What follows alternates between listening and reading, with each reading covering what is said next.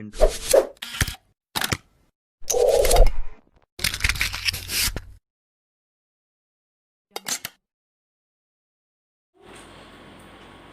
Selamat siang, siswa-siswi SMK 1 Koba, kelas 10 Teknik Kendaraan Ringan Otomotif dan kelas 10 Teknik Bisnis Sepeda Motor.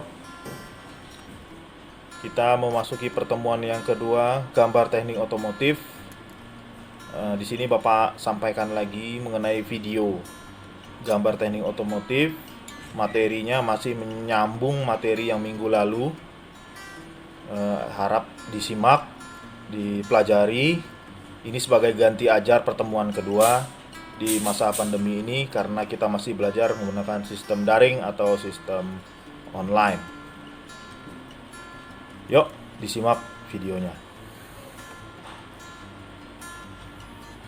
Yang pertama, gambar teknik otomotif. Di tujuan pembelajarannya, yang pertama, siswa dapat mengetahui standar menggambar teknik. Kemudian yang kedua, siswa dapat menggambar perspektif, proyeksi, pandangan, dan potongan.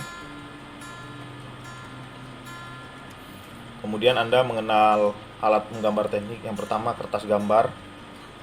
Kertas gambar ini ada yang berseri A0, A1, A2, A3, A4, A5. Ukuran kertasnya di dalam satuan mili. Kalau A0 1189 dikali dengan 841 milimeter maksudnya ya. Ukuran garis tepinya dari kiri itu 20. Itu sebanyak 2 cm atau 20 mili atau 2 cm. Kanan 10 cm 1 cm. Maksud saya ulangi. Kiri 20 mili 2 cm, kanan 10 mili atau 1 cm. A1 841 mm panjangnya dengan lebar 594 mm dengan ukuran garis tepi sebelah kiri itu 2 cm atau 20 mm. Kemudian kanannya 10 mm atau 1 cm. Begitu juga dengan A2 594 mili, lebar 420 mili, kiri 20 mili, kanan 10 mili. A3 420 mili, lebar 297 mili, ukuran garis tepi 20 mili dari kiri, yang kanan 20 mili, berbeda dengan yang A0, A1 dan A2. A4 297 mili, lebar 210 mili, ukuran garis tepi 15 mili, kanan 5 mili atau setengah senti. A5 210 senti, 210 mm. Kemudian lebarnya 148 mm. Ukuran garis tepi kiri 15 mm dan kanan 5 mm. Kemudian pensil dan pena yang kita gunakan ada yang pensil batang, pensil rotring 0,5, ketelitiannya 0,5. Kemudian rapido untuk menebalkan garis dari gambar yang sudah dibuat nanti ya. Kalau rapido ini biasanya isinya tinta yang bisa diganti atau isi ulang, kira-kira begitu ya siswa-siswi kami. Kita lanjut. Jangka ini bukan jangka yang kita gunakan waktu menggambar waktu pelajaran SD, tetapi ini adalah jangka yang dibuat yang khusus untuk digunakan untuk menggambar teknik. Penggaris, ada penggaris T dan penggaris segitiga ya. Ini sebagai alat gambar teknik, membantu memudahkan kita untuk menggambar misalnya sudut segitiga dan sudut-sudut kecil yang akan sangat perlu di dalam menggambar teknik. Karena di dalam menggambar teknik itu yang diperlukan itu adalah ketelitian dalam menggambar. Kemudian ada sablon lengkung, kemudian sablon heksagonal, lingkaran, persegi, lingkaran kecil sampai yang besar, dan itu biasanya ada diameternya ya. Kemudian busur itu untuk menentukan derajat atau busur derajat biasanya orang gunakan dari kiri ke kanan, kanan ke kiri. Mungkin udah familiar dan udah biasa. Next. Standarisasi huruf dan angka. Yang pertama itu harus jelas, kemudian seragam. Huruf dan angka gambar teknik senantiasa menjadi cara untuk menunjukkan maksud dan tujuan gambar teknik yang bersangkutan sejelas-jelasnya. Yang keempat, huruf dan angka gambar teknik juga jadi hiasan bagi gambar teknik itu. Oleh sebab itu, posisi gambar maupun huruf dan angka perlu diatur sedemikian rupa sehingga mudah dibaca. Ya. Yang pertama itu jelas, kemudian yang kedua seragam, itu standar huruf dan angka itu. Kemudian huruf dan angka gambar teknik jadi cara untuk menunjukkan maksud dan tujuan gambar teknik yang bersangkutan yang sejelas-jelasnya. Kemudian huruf dan angka gambar teknik itu jadi hiasan bagi gambar teknik itu. Jadi sifatnya bukan cuma hanya menjelaskan, tetapi menjadi hiasan juga. Maka harus diatur posisi gambar, huruf dan angka sehingga mudah dibaca. Yang kelima, huruf dan angka tersebut dapat dibuat tegak atau miring. Ya, tergantung nanti Anda maunya yang tegak atau yang miring. Boleh kita pilih yang mana yang kita mau. Standarisasi gambar, garis gambar. Kalau garis gambar itu untuk membuat batas dari bentuk suatu benda dalam gambar. Dan garis bayangan berupa garis putus-putus dengan ketebalan garis setengah tebal garis biasa digunakan untuk membuat batas sesuatu benda yang tidak tampak langsung oleh mata. Kalau garis hati berupa garis strip titik dengan ketebalan garis setengah garis biasa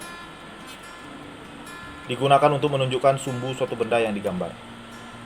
Yang keempat, garis ukuran berupa garis tipis dengan ketebalan setengah dari tebal garis biasa. Yang kelima, garis potong. Garis ini berupa garis strip titik strip dengan ketebalan setengah tebal garis biasa. Jadi standarisasi garis gambar itu terdiri dari garis gambar 1, garis bayangan 2, garis hati ketiga, garis ukuran keempat, garis potong kelima. Nah, standarisasi gambar teknik. Penggunaan garis. Kalau garis tebal, penggunaannya garis gambar dan tepi. Ya. Kalau kita membuat sebuah gambar, kita harus terlebih dahulu membuat garis tepi. Nah, garis tebal inilah yang digunakan. Kemudian yang B, garis tipis. Itu penggunaannya yang pertama, garis khayal yang terjadi dari perpotongan yang dibulatkan. Kemudian 2, garis ukur, garis bantu, dan garis penunjuk. 3, garis arsir. 4, garis batas yang diputar di tempat. 5, garis dasar ulir. Yang ke-6, garis batas gambar yang berdampingan. Yang ke-7, garis batas mula sebelum dibentuk. C, garis bebas. Gambarnya mungkin bebas ya tulisannya. Maksud saya gambarnya tadi, garis bebas tadi. Fungsinya adalah atau kegunaannya untuk yang pertama garis potong yang menghilangkan sebagian benda. Yang kedua, garis batas antara bagian benda yang dipotong dan sebagian benda dalam bayangan. Kemudian garis gores, garis benda yang tidak kelihatan. Yang ke-E, garis bertitik. Fungsinya pertama garis sumbu, yang kedua lingkaran jarak, 3 garis simetri, keempat gambar benda yang tidak pada tempatnya, 5 bagian benda yang terletak di depan bidang potong, ke-6 kedudukan bagian benda yang dapat bergerak dan yang dapat dicapai. F, garis bertitik yang dipertebal pada ujung-ujungnya dan pada perubahan arah. Itu garis penggunaannya adalah untuk bidang potong. Jadi kalau gambar ada yang bidang potong, nah itu adalah garis bertitik yang dipertebal pada ujung-ujungnya dan pada perubahan arah. Garis bertitik tebal, nah itu berbeda juga. Sama, cuman berbeda. Menunjukkan bagian permukaan yang dapat perlakuan khusus. Kemudian garis yang berimpit. Bila dua garis atau lebih yang berbeda-beda jenisnya berimpit, maka penggambarannya harus dilaksanakan sesuai dengan prioritas sebagai berikut. Yang pertama, garis gambar. Garis tebal kontinu jenis A. Yang kedua, garis tidak tampak, garis gores sedang atau jenis D. Yang ketiga, garis potong, garis bertitik yang dipertebal ujung-ujungnya dan tempat-tempat perubahan arah. Contohnya yang jenis F tadi. Kemudian garis-garis sumbu, garis bertitik itu jenis E. Dan garis bantu, garis ukur dan garis arsir atau garis tipis kontinu jenis yang B. Ya. Skala gambar. Yang pertama ada skala pembesaran. Skala pembesaran digunakan jika gambarnya dibuat lebih besar daripada benda sebenarnya. Yang kedua, skala penuh. Skala penuh dipergunakan bila mana gambarnya dibuat sama besar dengan benda sebenarnya. Yang ketiga, skala pengecilan. Skala pengecilan dipergunakan bila mana gambarnya dibuat lebih kecil daripada gambar yang sebenarnya. Sedangkan penunjukannya adalah 1:X. Tingkat pengecilan pada penggunaan format DIN. Tingkat pengecilan ke format DIN berikutnya dengan fotokopi ialah 70,7% misalnya dari DIN A3 menjadi DIN A4. Tingkat pembesaran untuk pembesaran dari format DIN ke format DIN yang berikutnya yang lebih besar digunakan tingkat pembesaran 141,4%. Misalnya dari DIN A4 menjadi DIN A3, pengecilan maupun pembesaran ini diatur secara otomatis pada mesin fotokopi. Lebar garis. Lebar garis dapat dipilih sehingga pada pengecilan atau pembesaran lebar garis normal yang diinginkan dapat muncul. Lebar dalam satuan milimeter. Contoh A3 diperkecil satu tingkat DIN menjadi A4. Ya. 0,35 diperkecil menjadi 0,25. 0,50 menjadi 0,35. 0,70 menjadi 0,50. 1 menjadi 0,70. 1,40 jikalau diperbesar satu tingkat dari DIN yaitu nilai 1,0 atau 1. Tinggi tulisan. Tinggi tulisan juga dapat ditulis sedemikian rupa sehingga bila dikecilkan atau dibesarkan dapat disesuaikan dengan yang kita inginkan. Contoh, tinggi dalam satuan milimeter. A3 diperkecil satu tingkat DIN menjadi A4. 5 menjadi 3,5. 7 menjadi 5. 10 menjadi 7. Sedangkan 10 diperbesar satu tingkat jadi 14. Ini contoh gambar perspektif. Nanti akan ada tugas pembuatan gambar perspektif dengan satu titik. Kita latihan membuat gambar perspektif dengan satu titik hilang. Jadi satu titik dibuat menjadi gambar sebuah benda kerja atau job sheet. Kemudian gambar perspektif dengan dua titik hilang, namun bertemu di dalam satu benda, terwujud dalam sebuah gambar benda job sheet, benda kerja dari dua titik hilang. Yang ketiga, perspektif dengan tiga titik hilang dari atas, bawah, kanan, kiri. Atas 2, bawah 1. Ya. Dengan satu perspektif, dengan 3 perspektif menghasilkan satu gambar, satu benda job sheet. Kemudian ada proyeksi piktorial. Di situ piktorial itu gambar yang dibuat menggunakan busur dan alat gambar teknik, di mana sisi sebelah kiri 30 derajat, sisi sebelah kanan 30 derajat, tetapi menggunakan teknik yang pertama tadi. Nah, perspektif dengan 3 titik hilang. Nah, menghasilkan satu gambar. Kira-kira begitu ya. Nah, itu proyeksi piktorial.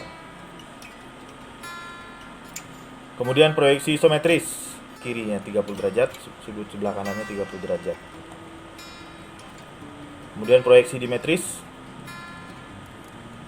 Kalau proyeksi dimetris ini di sebelah kanan atau sumbu Y itu 40 derajat, di sumbu X itu 10 derajat. Kemudian proyeksi miring sejajar. Jadi kita masuk ke macam-macam pandangan. Yang pertama, sebuah job sheet atau sebuah benda itu memiliki 6 pandangan. Yang pertama, pandangan depan. kemudian pandangan atas, kemudian pandangan bawah, pandangan samping kanan, pandangan samping kiri, dan pandangan belakang. Nah, pandangan tadi kita masukkan ke dalam pandangan proyeksi Eropa, kita bagi. Jadi pandangan proyeksi Eropa tampak depan, tampak samping kanan, dan tampak atas. Nah, Anda bayangkan sebuah benda job sheet kalau diproyeksikan depan, samping kanan, dan atas. Sedangkan proyeksi Amerika itu pandangan depan, pandangan samping kanan, dan pandangan atas. Berbeda dengan pandangan proyeksi Eropa. Kalau Eropa tadi, kita ulang, pandangan depan, samping kanan, dan atas. Kalau pandangan proyeksi Amerika, pandangan depan, samping kanan, dan pandangan atas. Namun kanannya itu kiri bagi mereka.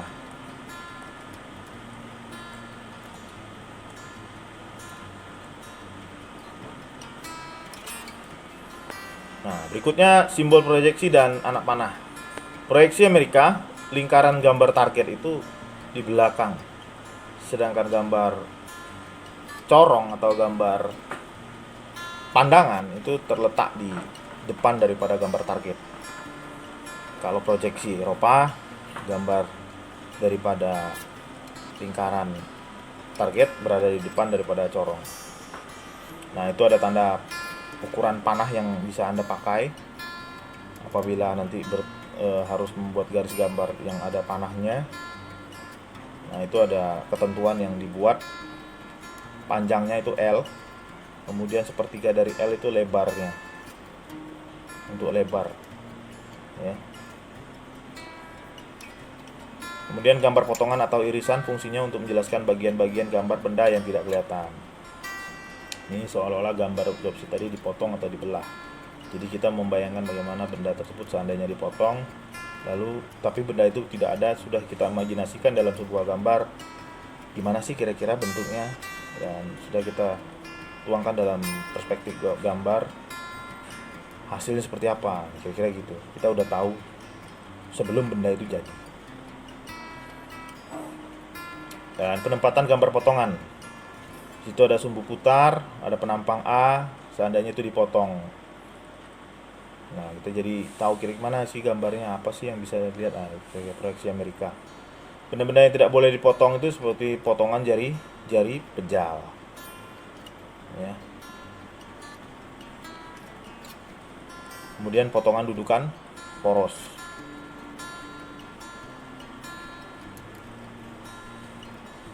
Kemudian jenis potongan. Ada potongan penuh dan potongan separuh. Ada potongan putar, potongan sebagian. Kemudian jenis potongan bercabang atau meloncat. Nah, ini simbol-simbol kelistrikan yang akan kita pakai. Ini syarat dengan gambar-gambar seandainya kita membuat gambar diagram kelistrikan nanti. Nah, tugas kita nanti pada akhirnya akan diminta membuat sebuah diagram kelistrikan. Jadi kita harus tahu minimal simbol-simbolnya ya, minimal paling kurang lebih ya 25 atau 30. Tapi di sini yang saya tampilkan cuma 14, nanti kita bisa search lagi di buku paket atau di Google dan di YouTube. Nah, ini ada 24. Kemudian ini gambar wiring diagram sistem pengapian. Nah, ini jadi tugas kita, nanti akan kita buat juga di akhir semester. Mudah-mudahan siswa-siswi kami dapat mengerjakannya dengan baik dan sempurna. Juga sistem pengisian ya, selesai. Demikianlah video yang saya buat, Bapak buat, perhatikan nanti sebagai tambahan ilmu pengetahuan bagi kita. Di bagian kolom Google Classroom ada tugas yang sudah Bapak sampaikan. Anda silakan mengerjakannya. Mudah-mudahan ini menjadi tambahan pengetahuan bagi kita. Sekian dari Bapak. Salam sehat. Semoga sukses. Bapak tutup. Assalamualaikum warahmatullahi wabarakatuh.